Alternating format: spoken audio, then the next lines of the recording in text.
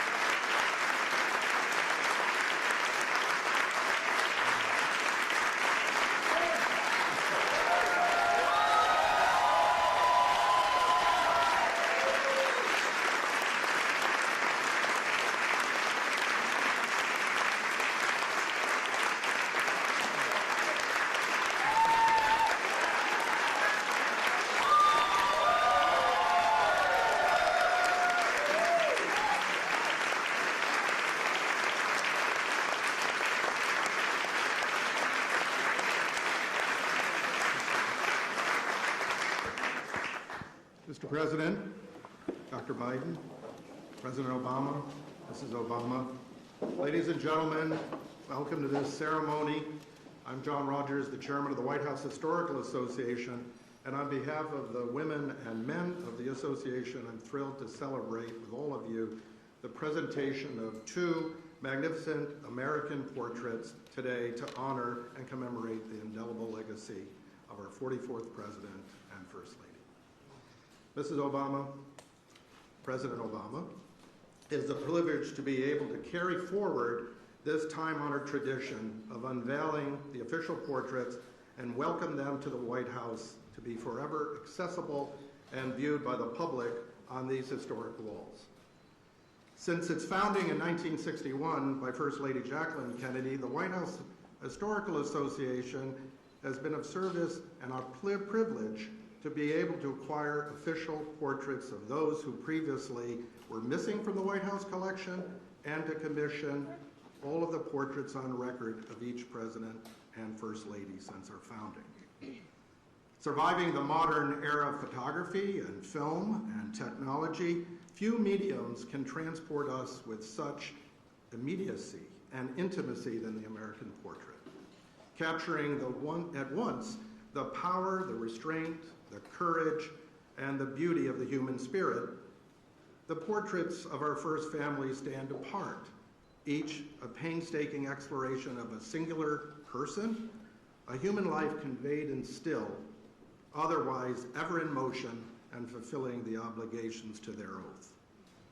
More than just the unveiling of our assemblage today, it's integral to the broader set of symbols and rituals and emblematic gestures distinctly American that sustain the spirit and the standing of our republic, bridging one presidency to the next the way we do one generation to the next, honoring the past as much as we look to the future. As we become more culturally and demographically diverse with ideas that are both molten and disparate pertaining to the future of our nation, our work to ensure the promise of what President Obama once called the unlikely story that is America. It's never been more intertwined with preserving what has been symbolically and foundationally at the heart of our storied resilience as a nation.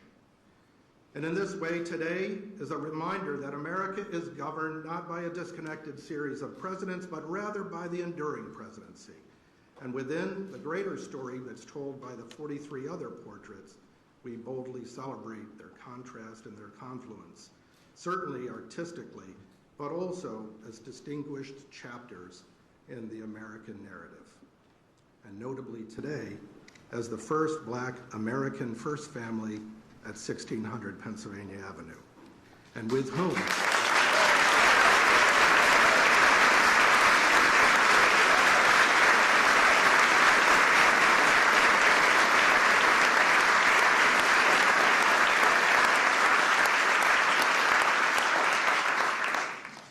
whom we shared the joy of watching your wonderful daughters grow up here and come of age. Mrs. Obama, we thank you for your advocacy on behalf of this House and for making it possible for visitors to take pictures of these magnificent portraits among the other historic artifacts throughout the White House. I had the personal privilege of being with you and your mom when we inducted your inaugural gown into the Smithsonian collection. And may I say that the beauty of that white chiffon gown is only exceeded by the woman who wore it. And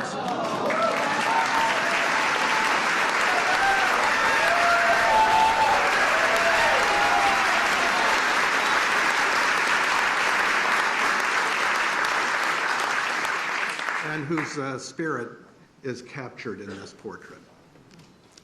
The tradition of service continues with Dr. Biden. She's our steward. We are honored that you were with us when we celebrated our 60th anniversary, and we look forward to our continued work with you on the educational mission of our association. And we are ever thankful to you and you, Mr. President, for hosting this wonderful ceremony today. And to our artists, Robert McCurdy and Sharon Sprung, we are grateful for your artisanship and dedication to your own craft. Together, these portraits fulfill a beautiful collaboration and are a testament to what's possible when we serve one another in an effort to give voice to one another. And I suspect that beginning tomorrow, these two portraits will be the most photographed by visitors from across the United States and the world.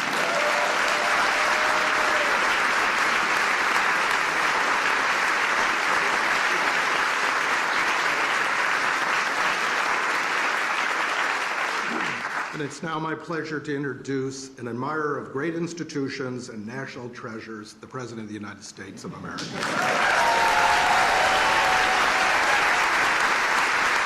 Thank you.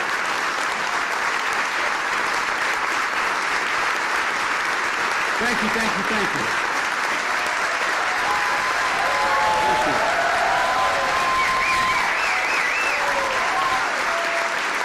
Always right. Thank you all very much. Please.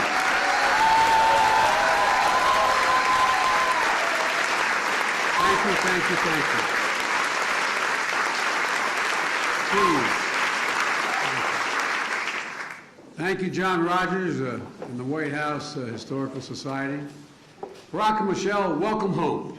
Welcome home.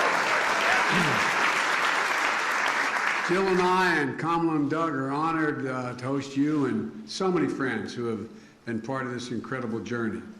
It includes members of your cabinet and staff, some of whom were foolish enough to come work with me.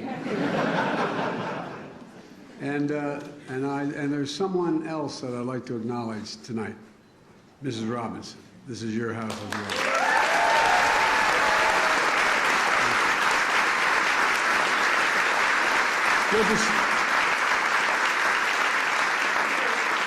It's good to see you again, Mom. It really is. It's also good to see Miss Wilson, who known affectionately as Mama Kay.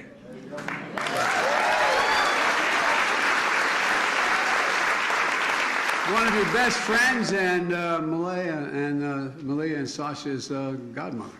Yeah. And as they say in Southern Delaware, you've done good, kid. And President Kennedy once observed that every president must endure the gap between what he would like and what is possible. He was right. The history books are full of stories about presidents trying to bridge that gap. Stories that include the burdens of the office, the difficult decisions, how the work is always serious and often solemn. And all of that's true, but so is this. With Barack as our president, we got up every day and went to work full of hope, for real, full of purpose, and excited about the possibility before us. There are few people I've ever known with more integrity, decency, and moral courage than Barack Obama.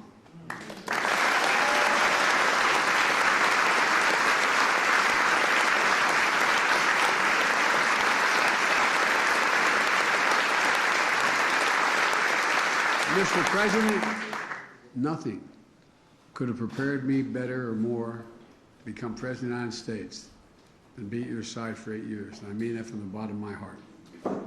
You know, no matter what the issue was, no matter how difficult, no matter what it was about, doing it, you never did it with just the easy way, what the easy way out was.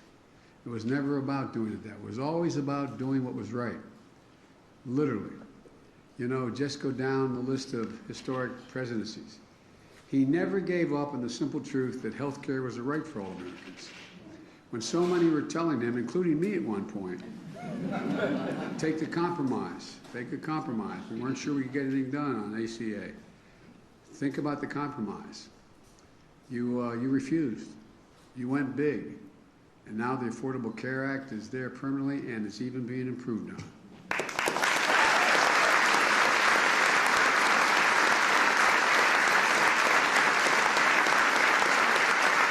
I remember what you told me. So how can I look those people in the eye and leave anybody behind? You weren't about to do that. You know, his Recovery Act brought America back from a great recession. The auto rescue protected an iconic industry that represents the nation's heart and soul. And there were a whole lot of people, some maybe even in this room, that were telling you we should let the industry go bankrupt. We should let it go. But you wouldn't. You persisted. You insisted. And I remember our conversations, and I'm proud we stood together and wouldn't let that happen. You bet on the American worker. You believed in the American worker. Even though we knew it would be controversial, you stood up for hundreds of thousands of dreamers who only know America as their home. It always boggles my mind that I always can't understand that a 3-year-old kid's going to say, no, Mom, leave me on this side of the Rio Grande. You go ahead and go. I'm serious. So they could stay and contribute, and they've contributed incredibly. Their talents, and it's a great generation they represent. I can go on and defend what all that you've done, expanding civil rights, issue the clarion call on the climate crisis, helped us find that amazing grace, even in darkness. In countless hours, over countless meetings, under intense pressure, we always knew Barack Obama. We always knew what you'd do, what you thought was right, even if it was going to cost you politically. You know, we trusted him, all of you in this room. We believed in him, and we counted on him. And I still do. And I still do.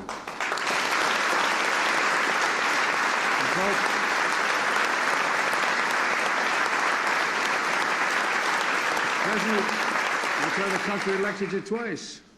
That's why you'll be considered one of the most consequential presidents in our history, along with one of the most consequential first ladies. You know, Michelle, he knows, we all know, he couldn't have done it without you. I know I couldn't.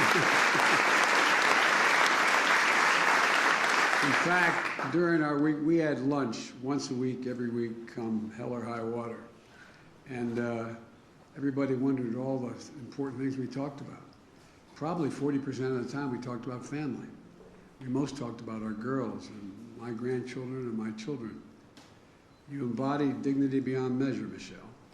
And together you and Barack made history. You both generated hope for millions of people who were left behind for so long. And it matters. You both did it with such grace and such class. You know, you dreamed big. You secured lasting wins for the American people, helping lift their burden with the blessing of hope.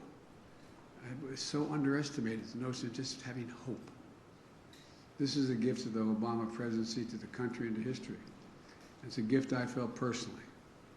And as we used to say in the Senate, Mr. President, excuse the point of personal privilege, you were always there. I remember how you were with me when our son was passing. And I remember the eulogy you gave in his behalf. you'll never fully understand just how much it meant to Jill and me and the entire family. I always remember that night we accepted the nomination in Denver. My granddaughter Finnegan, who's a great friend of your daughter's, called, came up to the room, our room, and said, "Pop, can we move the beds out of my room?" And I said, "Why do you want to move the beds out of your room?" He said, "Well, so her two sisters and Malia and Sasha, we could all get sleeping bags and lie on the floor and sleep together and watch the convention on the floor." That image of them all together will stay with me forever. And I think it melded our families in ways that it's hard for other people to understand. For 8 years, we grew to be a family for each other and through our highs and our lows. Family from different backgrounds, brought together by a shared value set. And all the things that the families have done together, I imagine there may have been other relationships like this, the president and vice president, but I can't think, none comes to mind. Jill and I have been waiting to host events at the White House for a long time, coming out of the pandemic. And it's fitting that we can do that now by unveiling the portraits of two dear friends and two great Americans who are still held very tightly in the hearts of the American people. Portraits that are going to hang on the walls of this sacred place, the People's House, forever. And a reminder of all here and now for those to come to power that hope and change matters. Barack and Michelle, it's my honor to invite you both to the stage for the unveiling of your official portraits. Come on.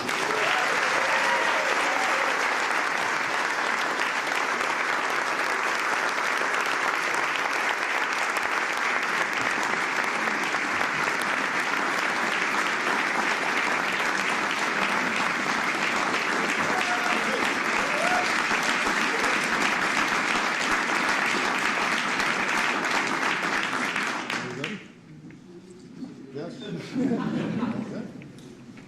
There we go.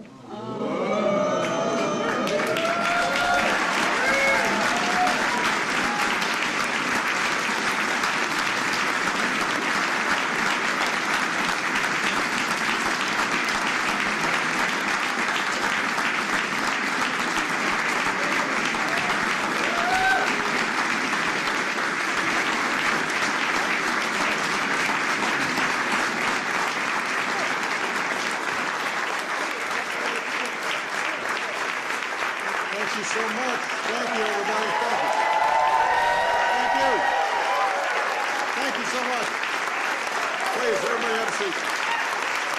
Have a seat. Thank you. Thank you. Thank you. Sit down, everybody. Thank you very much. It is great to be back.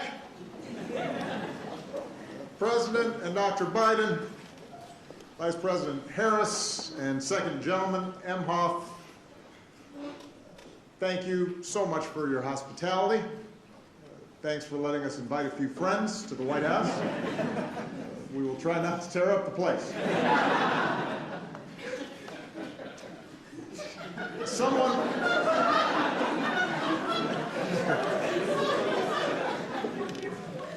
Someone once said that if you're looking for a friend in Washington, get a dog.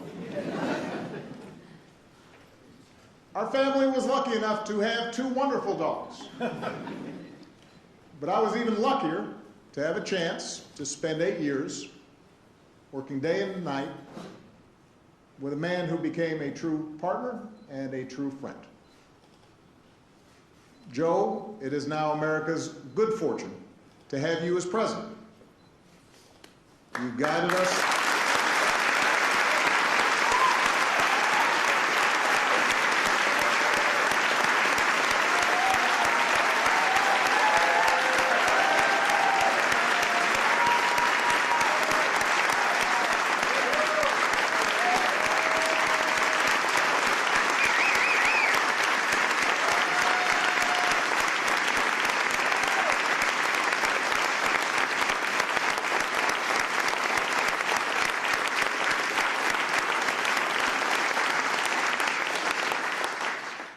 You have guided us through some perilous times.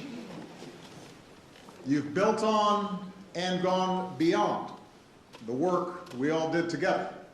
to expand health care, to fight climate change, to advance social justice, and to promote economic fairness. Thanks to your decency and thanks to your strength. Maybe most of all, thanks to your faith in our democracy and the American people. The country's better off than when you took office, and we should all be deeply grateful for that. So thank you so much.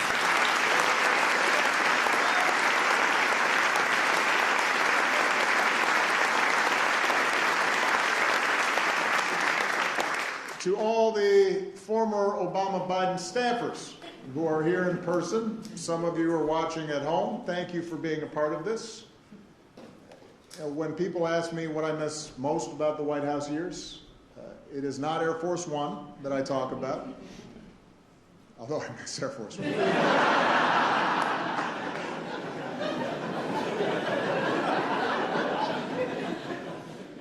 It's the chance that I had to stand shoulder to shoulder with all of you. To have a chance to witness so many talented, selfless, idealistic, good people working tirelessly every day to make the world better. And for 8 years, and even longer for some of you, I drew on your energy and your dedication and your goodness. You inspired me, and I never wanted to disappoint you. And I tried to reflect the same heart and character that you displayed every day. Even during the toughest times, it was all of you that kept me going. So it's good to be back, to have a chance to see all of you, and to once again say thank you. Now, as much as I miss our work together, what's been a special joy is to see what's happened since. Because so many of you are doing amazing things, whether it's in government, in the private sector, in academia, or nonprofits. And I'm especially glad to see so many of you serving President Biden, as well as you served me. Although now some of you who, let's face it, you were kids back then, are now in charge and running the show, which is a little shocking. And may also explain some of the gray hairs I'm seeing on some of you. But it validates what I had always hoped, which was that our time together would only be the beginning of incredibly impactful careers. And some of you who I've had a chance to stay in touch with, I'm thrilled to see that you've started families of your own. I am a little disappointed that I haven't heard of anyone naming a kid Barack yet, or Michelle, but there is still time.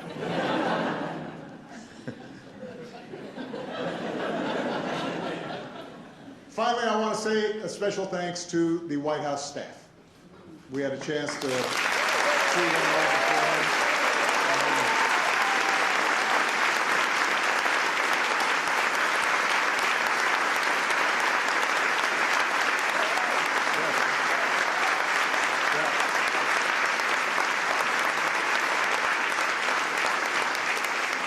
You took incredible care of our family for 8 years, and along the way you became a part of it.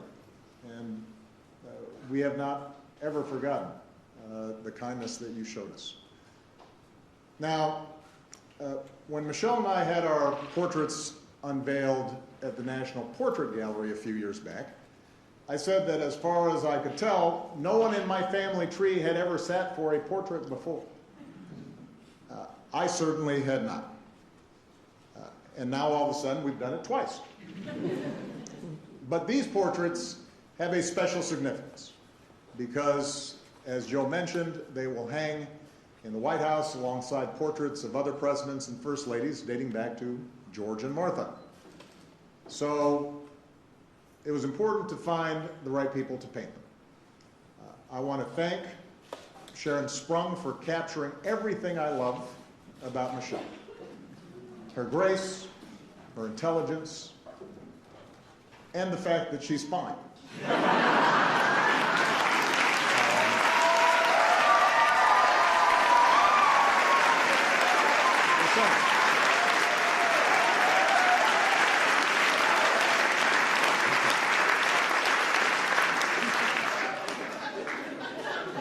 She is. The portrait is stunning. And I want to thank Robert McCurdy for taking on a much more difficult subject and doing a fantastic job with mine.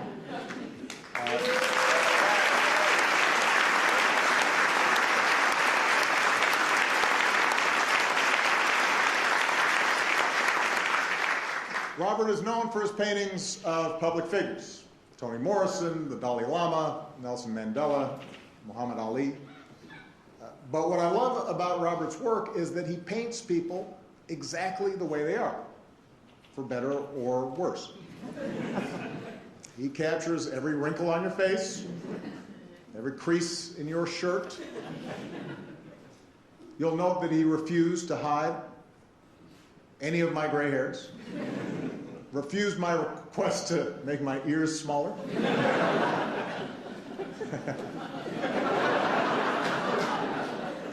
He also talked me out of wearing a tan suit, by the way.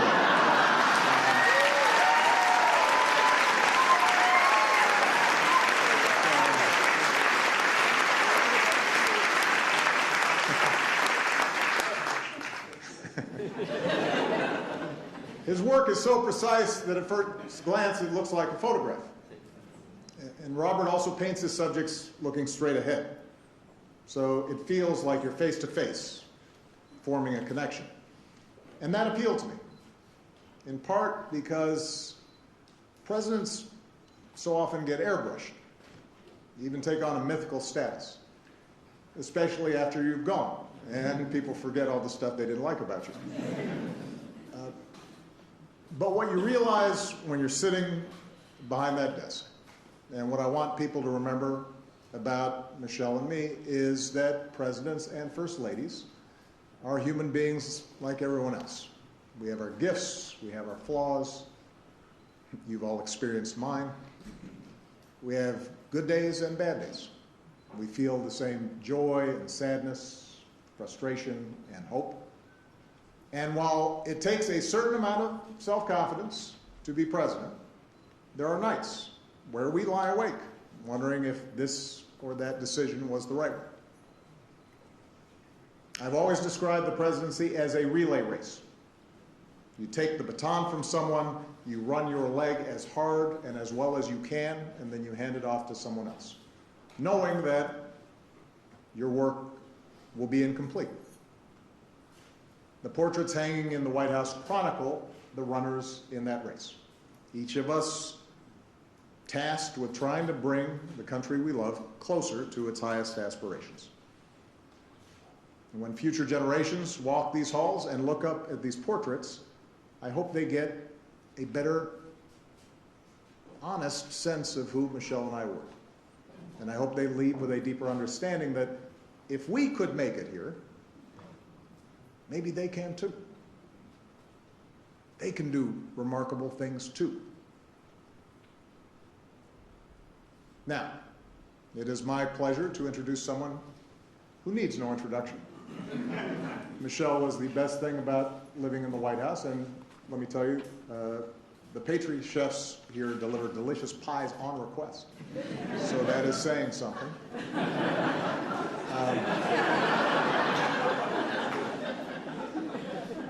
I could not ask for a better life partner, and in my humble opinion, America could not have asked for a better First Lady.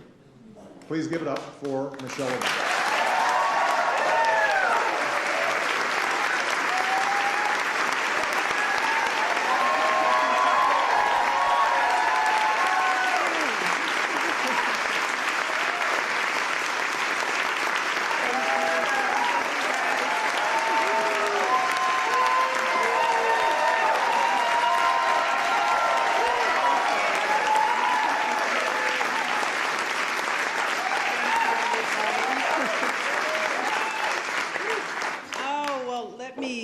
Thank my husband, first of all, for such spicy remarks.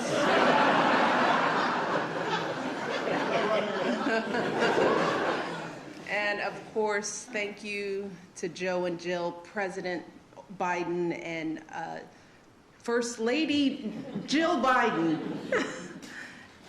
Thank you for inviting us back. This means so much to us. We were saying at lunch that the girls have lived in this house longer than they've lived anywhere.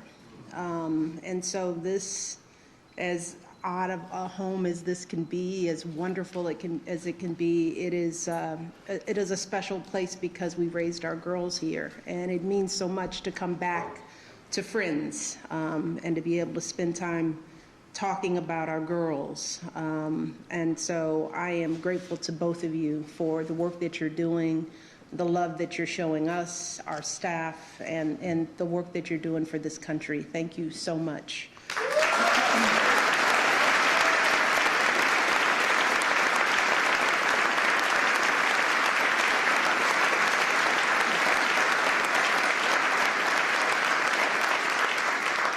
And of course to Vice President Harris, and I love to say this, second gentleman, Imhoff.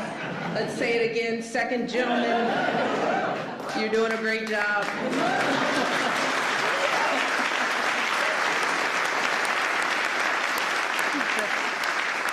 Thank you for joining us today. And I can't go any further without, of course, acknowledging all of the amazing staff, friends.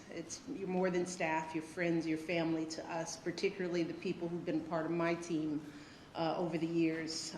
I don't have time to name everyone, thank goodness, but you all know who you are, from the campaign to the White House to today. I would not be who I am without your passion and your faith. And all the love that you poured into everything that we accomplished together. And it was amazing, historic.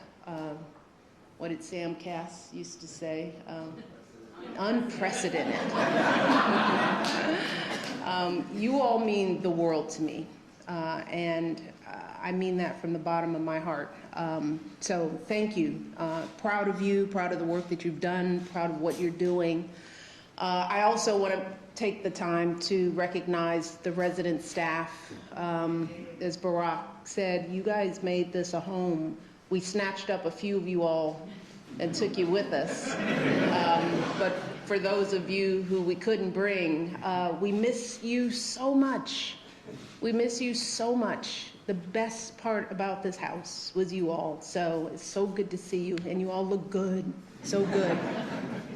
I'd also like to recognize Stuart McLaurin, of course, John Rogers. It's been amazing working with you all over the years. I have to recognize Bill Allman, who has been fabulous to work with over the years.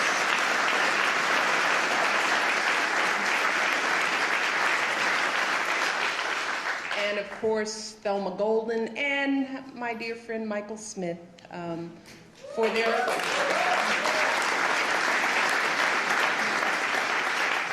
We are where we are because of their comprehensive and rigorous work to identify these incredible artists. And that brings me to our artist, of course, Robert McCurdy, who, you did a good job. Did a good job. But I got to spend a lot of time with Sharon Sprung.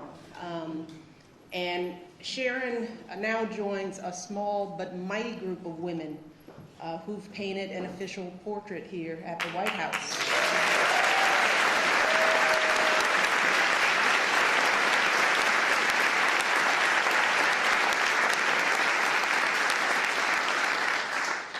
And I'm thrilled that this extraordinary work is going to be enshrined forever as part of our nation's history. But Sharon, it was wonderful to work with you. You are a true spirit. That's one of the reasons why we connected. Your work is phenomenal, but it was your essence, your soul, the way you saw me, the way we interacted, and it shows in this beautiful work. So thank you for your brilliance, your artistry, and your patience in this process. I remember I went to see the work in Brooklyn, and poor Sharon, because no one is supposed to know who the artists are, so her studio is her home. And so she had this piece in her home. You couldn't have guests over. You were frightened that it would get out. You just wanted it out of your space. And every year I thought about, she must be going crazy. So thank you so much. Let's give them both.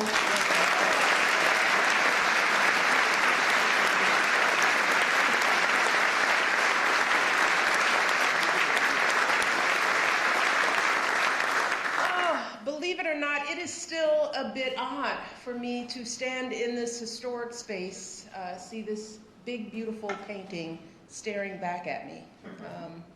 Growing up on Euclid Avenue, Monty, I never could have imagined that any of this would be part of my story. But even if it's all still a bit awkward for me, I do recognize why moments like these are important. Why all of this is absolutely necessary. Traditions like this matter, not just for those of us who hold these positions, but for everyone participating in and watching our democracy. You see, the people, they make their voices heard with their vote. We hold an inauguration to ensure a peaceful transition of power. Those of us lucky enough to serve, work, as Barack said, as hard as we can for as long as we can, as long as the people choose to keep us here. And once our time is up, we move on. And all that remains in this hallowed place are our good efforts and these portraits. Portraits that connect our history to the present day. Portraits that hang here as history continues to be made. So for me, this day is not just about what has happened, it's also about what could happen. Because a girl like me, she was never supposed to be up there next to Jacqueline Kennedy and Dolly Madison. She was never supposed to live in this house, and she definitely wasn't supposed to serve as First Lady. Love you, Michelle.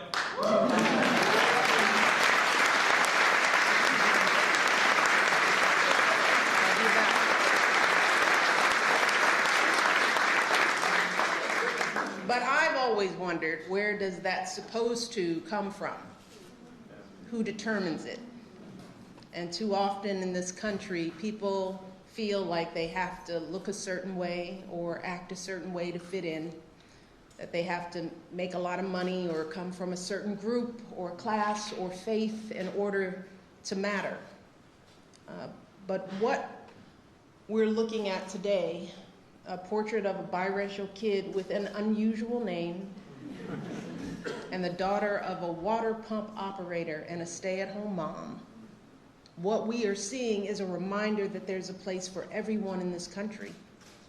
Because as Barack said, if the two of us can end up on the walls of the most famous address in the world, then again, it is so important for every young kid who is doubting themselves to believe that they can too. That is what this country is about. It's not about blood or pedigree or wealth. It's a place where everyone should have a fair shot. Whether you're a kid taking 2 buses and a train just to get to school, or a single mother who's working 2 jobs to put some food on the table, or an immigrant just arriving, getting your first apartment, forging a future for yourself in a place you dreamed of. That's why for me, this day isn't about me or Barack. It's not even about these beautiful paintings. It's about telling that fuller story, a story that includes every single American in every single corner of the country so that our kids and grandkids can see something more for themselves. And as much as some folks might want us to believe that that story has lost some of its shine, that division and discrimination and everything else might have dimmed its light, I still know, deep in my heart, that what we share, as my husband continues to say, is so much bigger than what we don't. Our democracy is so much stronger than our differences. And this little girl from the South Side is blessed beyond measure to have felt the truth of that fuller story throughout her entire life, never more so than today. So thank you to President Biden, to Sharon, and to all of you today for playing a part in this day and all the days that led to it. And now, it is my privilege to introduce someone who is stepping in shoes and doing it well, someone who has devoted so much of her life to education, working to broaden the idea of whose story matters. Ladies and gentlemen, please welcome my friend, First Lady, Dr. Jill Biden.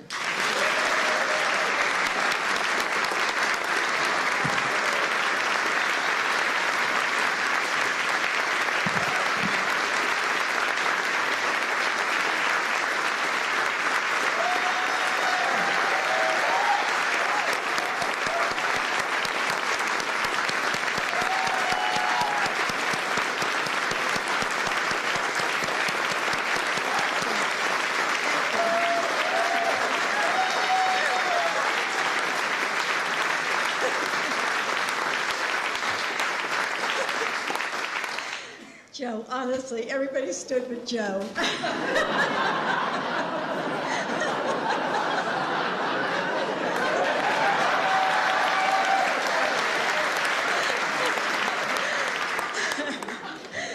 Thank you, Michelle, for a friendship I treasure. 14 years ago, Michelle, on a cold night in November, a sea of people gathered in Grant Park to be a part of history. There was laughter and music and dancing. There were tears as friends and strangers alike held each other, overwhelmed with the joy that hope and change had been realized. The crowd roared, radiating the sense that anything we could dream was within our reach. But at the heart of that enormous moment was a family. 2 little girls who would grow up exploring the secret halls and hideaways of the White House. A mom who would bring her whole heart to serving the American people as First Lady, while still guiding and protecting her family with a ferocious devotion. A grandmother who would do absolutely anything for the family she loves, and even move to Washington, D.C. And a father who showed the world the meaning of yes, we can.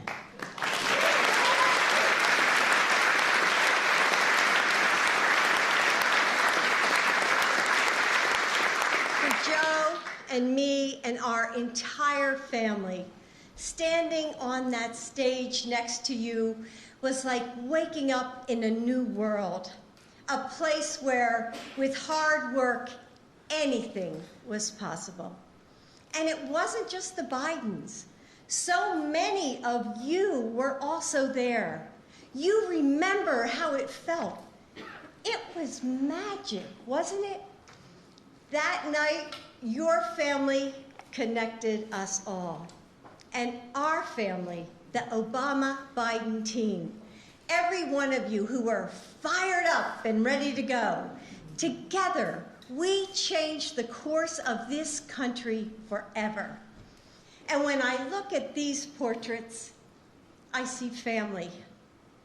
Your family, the family we all built, and the families across America that we served together.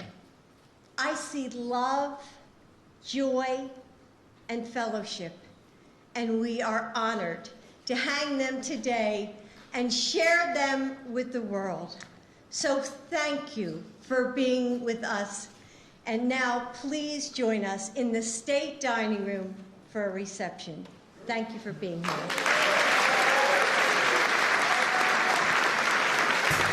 Ladies and gentlemen, please remain in your seats while the President and Dr. Biden, President and Mrs. Obama, and the Vice President and Second Gentleman depart.